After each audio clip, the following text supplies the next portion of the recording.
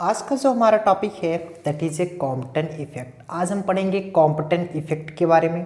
आखिर ये इफेक्ट क्या दर्शाता है, मतलब इस इफेक्ट में क्या क्या चीज़ें हम पढ़ने वाले हैं। चलिए स्टार्ट करते हैं। फॉर जनरेटिंग एक्सरे को जनरेट करने के लिए Arthur Holly Compton used molybdenum X-ray tube. Arthur Holly Compton ने एक मोलिब्डेनम एक्सरे ट्यूब को यूज किया। The wavelength of that generating X-ray is 0.71 angstrom. और जो वो मोलिब्डेनम एक्सरे ट्यूब से निकलने वाला जो एक्सरे था उसका वेवलेंथ 0.71 एंगस्ट्रॉम था। मतलब जो मोलिब्डेनम एक्सरे ट्यूब से एक्सरे निकलता था उसका जो वेवलेंथ था वो 0.71 एंगस्ट्रॉम था। If this X-ray passes through a graphite plate, यदि यह एक्सरे जो एक्सरे थी अगर यह ग्रेफाइट प्लेट से पास होती थी, it will be scattered in all direction. ये उस प्लेट से टकराने के बाद, उस प्लेट से स्कैटर होने के पश्चात ये चारों दिशाओं में स्कैटर हो जाती। स्कैटर्ड लाइन का वेवलेंथ अगर मेजर करना हुआ हम कैसे मेजर करेंगे? तब आर्थर होली कॉम्पटन ने एक ब्रैग स्पेक्ट्रोमीटर का यूज किया। He use a Bragg spectrometer for study about that scatter rays. उस स्कैटर रे के बारे में जानने के लिए इन्होंने एक ब्रैग स्पेक्ट्रोमीटर का यूज किया जो कि उस इंस्ट्रूमेंट में फ्रीली मूव कराया जा सकता था। मतलब जहां से लाइन हमारी स्कैटर होकर के पास हो रही थी वहीं पर वो आराम से सेट किया जा सकता था, ऐसा फिट किया गया था वो मूव कर सके। Bragg spectrometer can measure the wavelength of incident radiation which passes through it.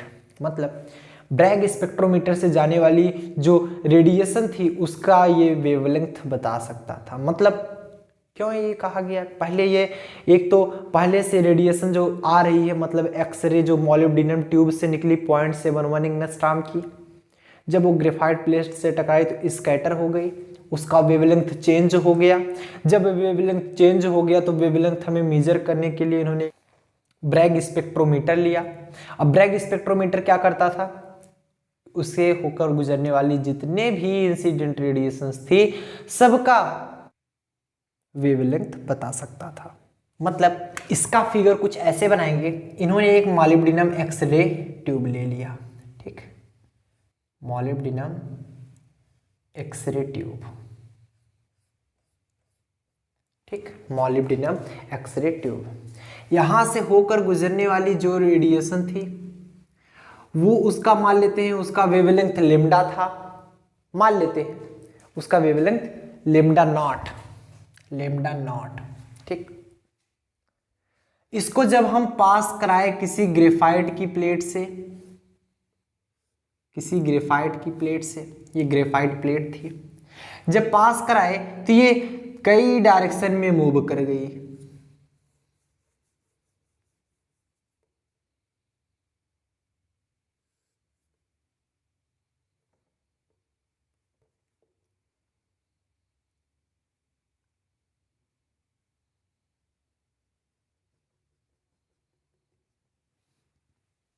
तो ये देख पा रहे हैं हम, मान लिया हमने एक रेडिएशन जो कि यहाँ से थीटा एंगल पर स्कैटर की, ये थीटा एंगल पर हमने कोई मोलिब्डेनम एक्सरे ट्यूब लिया। ये हमारा मोलिब्डेनम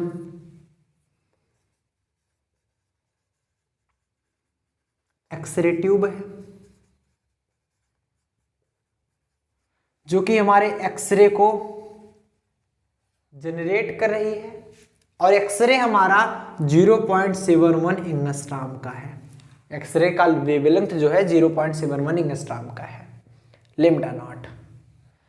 अब जब ये स्कैटर की यहां पर जाने के बाद कई डायरेक्शन में, ये सभी डायरेक्शन में स्कैटर कर जाएगी।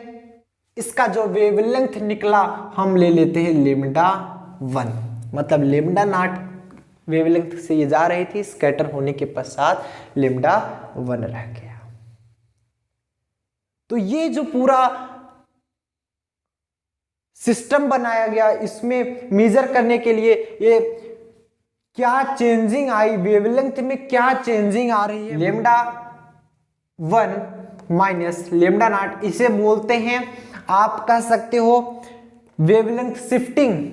ये मेजर किया गया H/m0c इंटू में 1 माइनस कॉस थीटा, इस फार्मूले के द्वारा मेजर किया, मतलब फार्मूला यही मिला था और यही हमको प्रूव करके दिखाना है।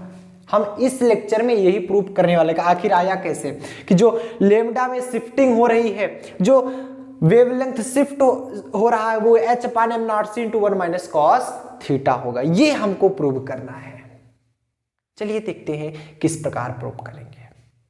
यहां पर जो ऑथर होली कॉम्पटन थे, ये एक्सरे को एज ए पार्टिकल नेचर माने थे, क्योंकि आपका लाइट डुअल नेचर शो करता है, particle nature and wave nature, वैसे एक्सरे भी करता है particle nature and wave nature. Here लिखेंगे, हियर कॉम्पटन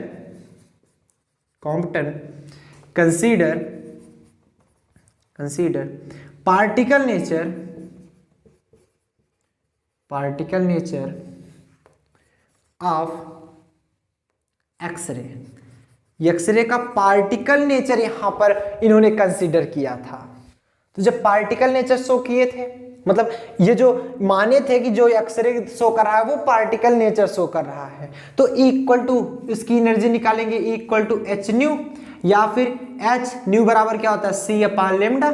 तो सिंपल से लिख सकते हैं एच की वैल्यू कितनी होती है 6.62 इंटू 10 टू पावर माइनस 34, सबको पता है 6.626 into 10 to power minus 34 into velocity of light 3 into 10 to power 8 metre पर सेकेंड डिवाइड बाई लेमडा की वैल्यू यहाँ पर आप देख रहे हो 0.7 angstrom, 0.71 into 10 raise to power minus 10 metre, इतनी वैल्यू आई ई की वैल्यू।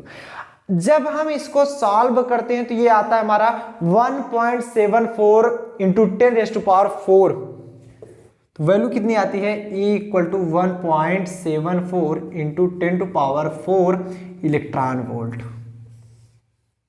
नोट कर लिए, ये E की वैल्यू आई, मतलब एनर्जी जो है ये 1.74 into 10 to power 4 electron volt की एनर्जी से मूव कर रहा है। वो पार्टिकल, एक्सरे में जो पार्टिकल्स हैं, क्योंकि आप लाइट को जानते हो वो फोटॉन्स के रूप में चलता है, वेव पैकेट या वेव बंडल आप कह सकते हो, वेव पैकेट के रूप में चलता है, एनर्जी बंडल के रूप में चलता है। तो इसकी जो एनर्जी निकली, जो पार्टिकल्स होंगे उनकी एनर्जी निकली 1.74 into 10 raise to power 4 electron volt. अब इसके बाद समझिएगा ध्यान से होता क्या है। पहले ये मान लो आपका एक्स एक्सिस एंड ये आपका वाई एक्सिस, ठीक। यहां पर इलेक्ट्रॉन है, मान लो जहां पर इलेक्ट्रॉन है ओरिजिन पर, ये रहा हमारा इलेक्ट्रॉन, ठीक, ये हमारा रहा इलेक्ट्रॉन। जब हमारी रेडिएशन आएगी, मतलब एक्सरे आएगा कुछ इस प्रकार से, इस प्रकार से एक्सरे आएगा। मान लेते हैं इसकी एनर्जी E0 है और इसका मोमेंटम P0 है, और जो वेवलेंथ है वो लेमडा नॉट तो है ही, हमने यहां पर एनर्जी की भी वैल्यू निकाल ली है। हमने मान लिया है कि जो लेमडा है वो क्या है, लेमडा नॉट है, मतलब जो वेवलेंथ है। जब ये इस इलेक्ट्रॉन से टकराएगी तो इलेक्ट्रॉन से टकराने के बाद ये तो विपरीत दिशा में चली जाएगी और इलेक्ट्रॉन को भी एनर्जी दे देगी, कुछ एनर्जी के साथ वो भी मूव करने लगेगा, काइनेटिक एनर्जी के रूप में होगा ऐसा। मतलब जब ये एनर्जी आया तो उस रेडिएशन की एनर्जी को एब्जॉर्ब करके, क्योंकि एक इलेक्ट्रॉन, जैसे हम समझते हैं कोई एक इलेक्ट्रॉन है वो लाइट के एक फोटॉन की ही एनर्जी को एब्जॉर्ब कर सकता है, वैसे ये पार्टिकल नेचर शो कर रहा है, तो इसका कुछ अमाउंट एनर्जी ये एब्जॉर्ब कर लेगा और एब्जॉर्ब करके ये काइनेटिक एनर्जी के रूप में बदल जाएगा और ये मूव करने लगेगा, और जो बचा हुआ जो रेडिएशन है हमारा, कम कुछ एनर्जी तो घटेगी ही, वो दूसरे डायरेक्शन में मूव हो जाएगी। मतलब ये है हमारा बिफोर कोलिजन के पहले की सीन थी ये। अब कोलिजन के बाद की सीन क्या होगी? कोलिजन के बाद की सीन कुछ ऐसी होगी। जब कोलिजन हो जाएगा तब कुछ ऐसे, ठीक, X axis and Y axis. जब हमारा यहां पर था इलेक्ट्रॉन, तो जब ये कुछ एनर्जी पा गया काइनेटिक एनर्जी के रूप में आगे बढ़ जाएगा, मतलब ये कुछ फाई एंगल पर आगे बढ़ गया, ये इलेक्ट्रॉन कुछ यहां पहुंच गया फाई एंगल पर।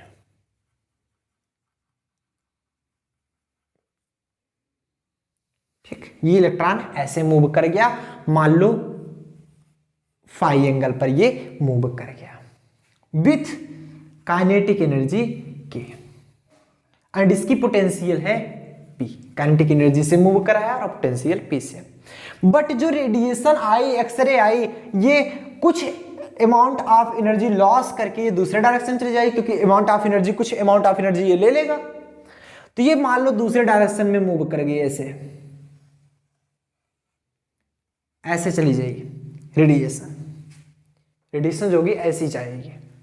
तो ये जा रही है, मान लो इसमें कुछ एनर्जी में चेंजिंग हो गई E1 और पोटेंशियल इसकी P1, मोमेंटम P1, ये मोमेंटम है विथ मोमेंटम P, और ये विथ मोमेंटम P1, क्योंकि पहले मोमेंटम P0 था, आफ्टर इट मोमेंटम P1 हो गया। और ये कितने एंगल पर स्कैटर हो रही है, ये कितने एंगल पर स्कैटर हो रही है, ये हो रही है मान लिया थीटा एंगल पर स्कैटर हो रही है, ऐसे थीटा एंगल पर स्कैटर हो रही है। ये हमने कुछ फिगर अच्छा कम बनाया, कुछ ऐसे स्कैटर होगी,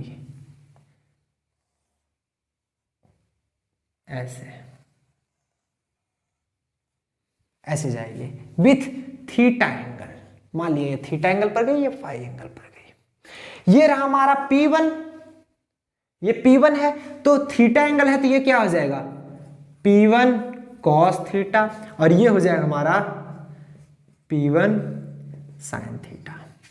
ये हमारा P मोमेंटम, ये जब P है तो इधर क्या हो जाएगा P cos थीटा, क्योंकि सॉरी फाई एंगल यहां पर फाई है, और यहां पर क्या हो जाएगा परपेंडिकुलर में P sin फाई।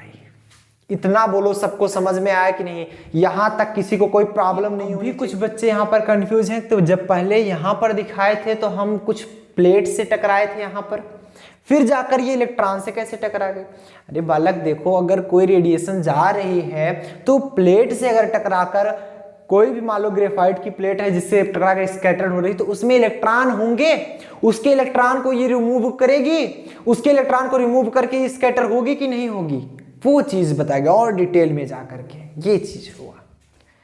अब हम लगाएंगे क्या, इधर देखो P cos theta, P cos phi similar direction में है, P sin फाई और P sin theta opposite direction में है। From the conservation of momentum, from the, बहुत ध्यान से समझिएगा, from the conservation of momentum, conservation of momentum क्या बोलता है, P equal to P1 plus P2, यही तो बोलता है P equal to P1 plus P2। तो इसके अनुसार हम क्या लगाएंगे, पहले हमारा मोमेंटम कितना था स्कैटर होने के पहले, P0 था, पहले हमारा स्कैटर होने के पहले P0 था, इक्वल टू स्कैटर होने के पश्चात P1 cos theta and P cos phi दोनों के एक ही डायरेक्शन में ऐड होंगे, P1 cos theta plus P cos phi, बोलो होगा कि नहीं होगा? अब हम क्या करेंगे, थीटा वाला टर्म इधर कर लीजिए, P0 minus P1 cos theta equal to P cos phi, squaring both side, दोनों तरफ का स्क्वायर करेंगे, स्क्वायरिंग बोथ साइड। जब हम दोनों तरफ का स्क्वायर करेंगे तो मिले क्या हमको, P0 minus P1 cos theta का whole square equal to P cos phi का होल स्क्वायर, ऐसे ही तो होगा।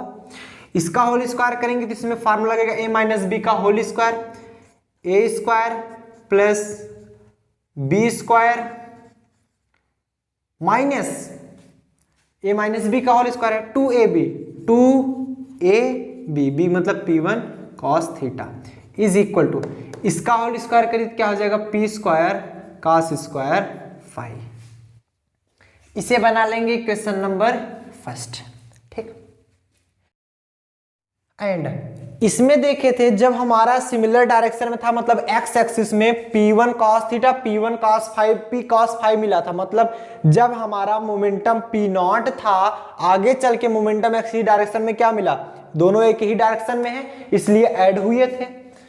तो टोटल हमारा P0 था, P0 बराबर इतना। y डायरेक्शन में कोई पहले का मोमेंटम है, नहीं है, y डायरेक्शन में कोई मोमेंटम नहीं है, मतलब 0 इज इक्वल टू, दोनों एक दूसरे से कैंसिल आउट होंगे, दोनों एक दूसरे से क्या है, अपोजिट डायरेक्शन में, तो माइनस हो जाएगा। कोई सा भी एक पॉजिटिव ले लेते हैं, P1 साइन थीटा, क्योंकि ये पॉजिटिव डायरेक्शन में, ये इसके निगेटिव डायरेक्शन में है, तो वो निगेटिव P साइन 5 हो जाएगा।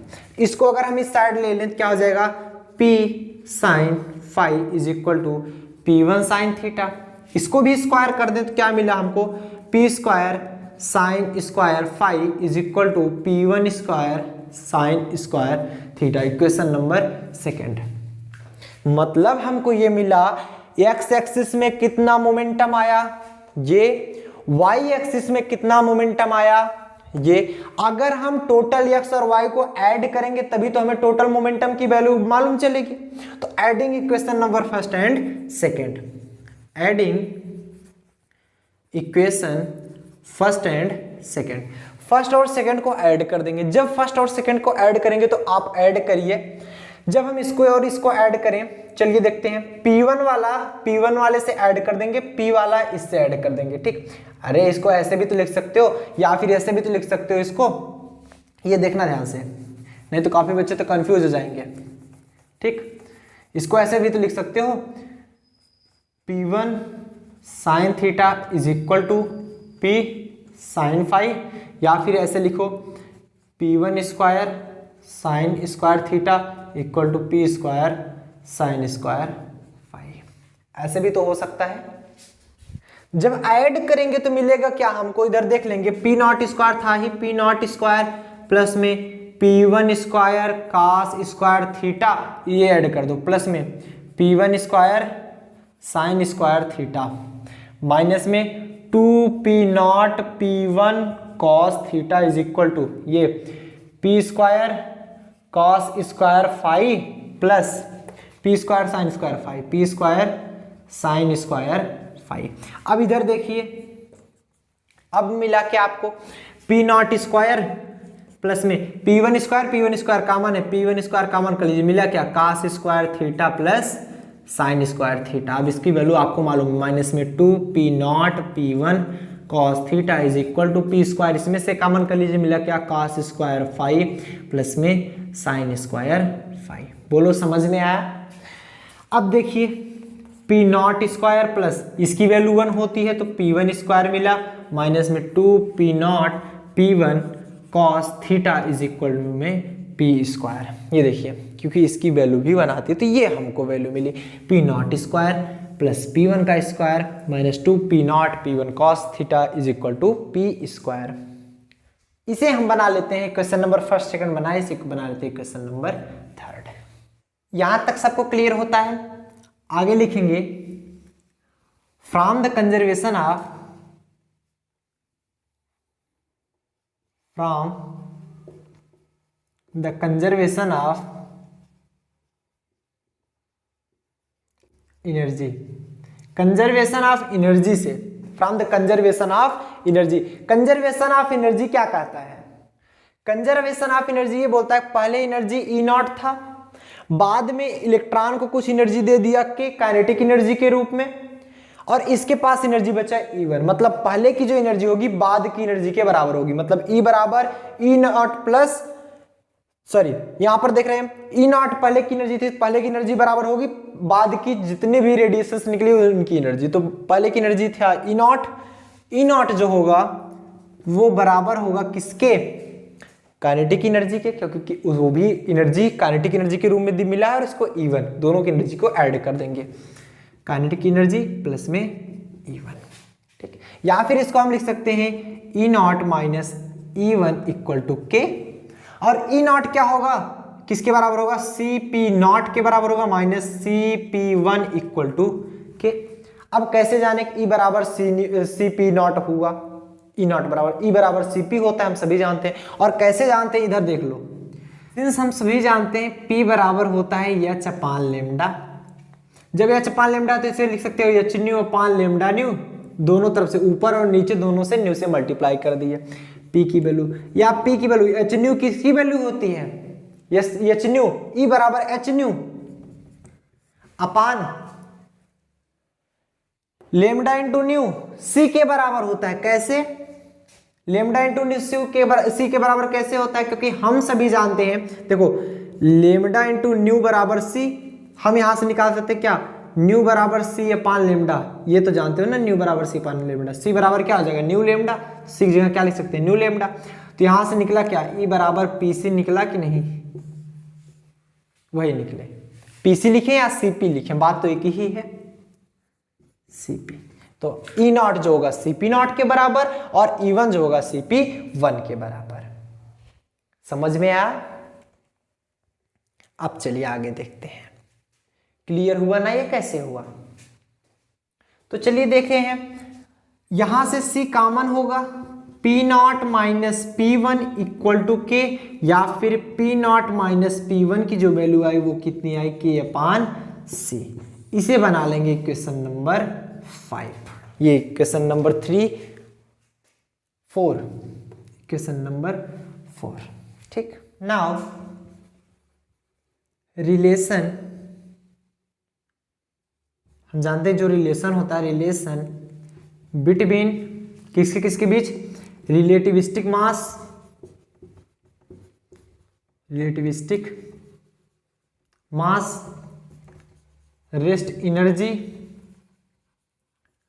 एनर्जी एंड मोमेंटा, इसके बीच में जो रिलेशन होगा आफ्टर कोलिजन, कोलिजन के बाद, आफ्टर कोलिजन वो क्या होगा, K plus M naught C square का whole square is equal to, देखिए के जो होगा K plus M naught C square का होल स्क्वायर जो होगा वो किसके इक्वल होगा, P square C square plus M naught square C की पावर 4 के इक्वल होगा।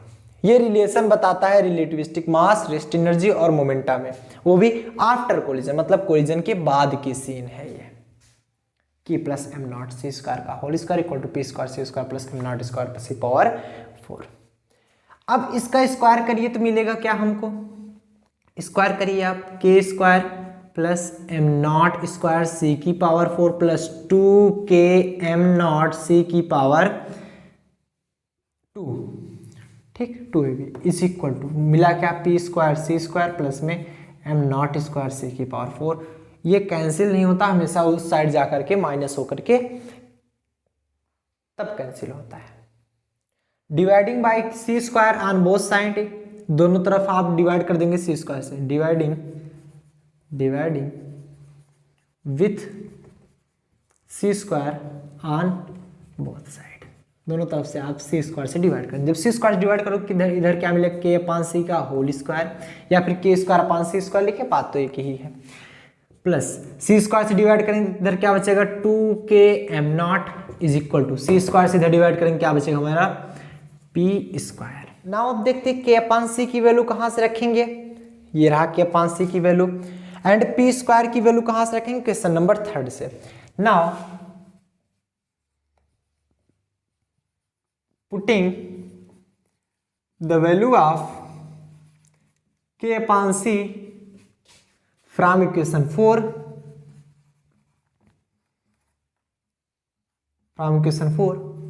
And P square from equation 3।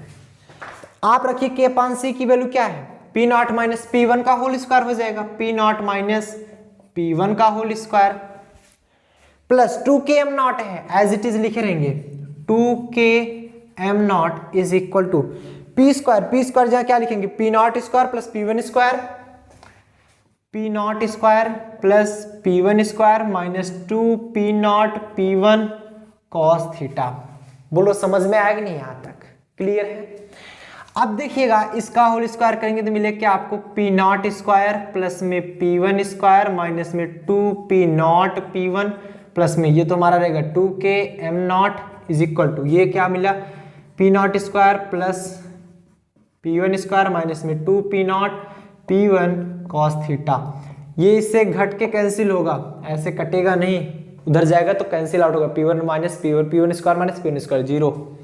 मिला क्या हमको 2k m नॉट, ठीक, is equal to p naught p1 उस साइड भेज दीजिए, क्या बचा 2p नॉट p1 माइनस में 2p not p1 cos theta, या फिर 2k m naught is equal to p naught p1 common कर लीजिए।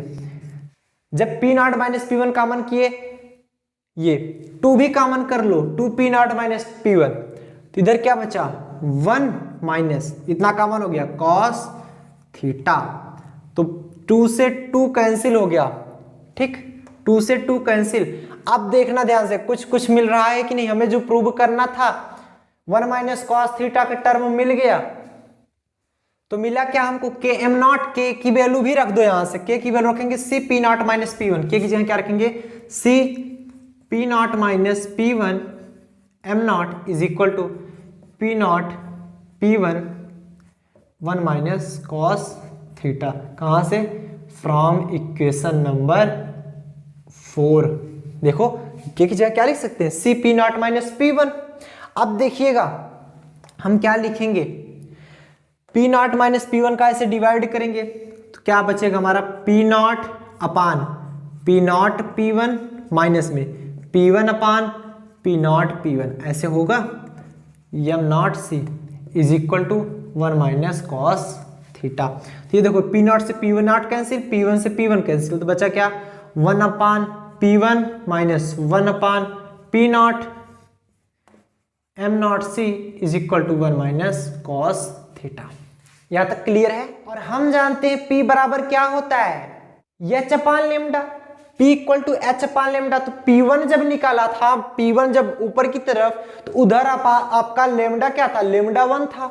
तो P1 की जगह क्या लिख सकते हैं 1 अपान, ऐसे लिखेगा 1 अपान P1 बराबर क्या होता है h upon lambda, H upon lambda 1, ठीक, माइनस 1 अपान पी नॉट मतलब पहले का इंसिडेंट लाइन आप देख रहे थे, पहले की लाइन जो थी एच अपान लेमडा नॉट, उसकी वैल्यू रखे थे आप, is equal to M naught C, इधर आ जाएगा 1 अपान एम नॉट सी 1 माइनस कॉस थीटा ना। लेमडा 1 ऊपर जाएगा, क्या बचेगा lambda 1 upon H minus lambda naught ऊपर गया, lambda naught upon H is equal to 1 upon M naught C 1 minus cos theta, ठीक। इधर से देखेंगे क्या मिला आपको 1 अपान एच कॉमन कर लो, 1 अपान एच कॉमन कर लिए, जब 1 अपान एच कॉमन किए तो क्या मिला lambda 1 minus lambda naught is equal to 1 upon M naught C 1 minus cos theta. जब 1 अपान एच कॉमन किए तो इधर जाकर मल्टीप्लाई हो जाएगा, क्या होगा एच अपान एम नॉट सी 1 माइनस कॉस थीटा। और इसी को हम लेमडा 1 माइनस लेमडा नॉट को हम लिख सकते हैं वेवलेंथ शिफ्टिंग डेल्टा लेमडा, कितना निकला एच अपान एम नॉट सी 1 minus cos theta. So note down करें फटाफट से। और कहीं कहीं पर ये डेल्टा लेमडा, जैसे मान लीजिए कुछ ऐसे आप लिख रही है, आप थोड़ा सा और इधर दिखा देते हैं हम, ये इसको लिख देते हैं delta lambda is equal to, इसको लिखते हैं lambda C 1 minus cos theta. Lambda C की वैल्यू क्या निकाले H upon M naught C, H upon M naught C, तो वेयर लिख लेंगे where lambda C equal to Compton wavelength, Compton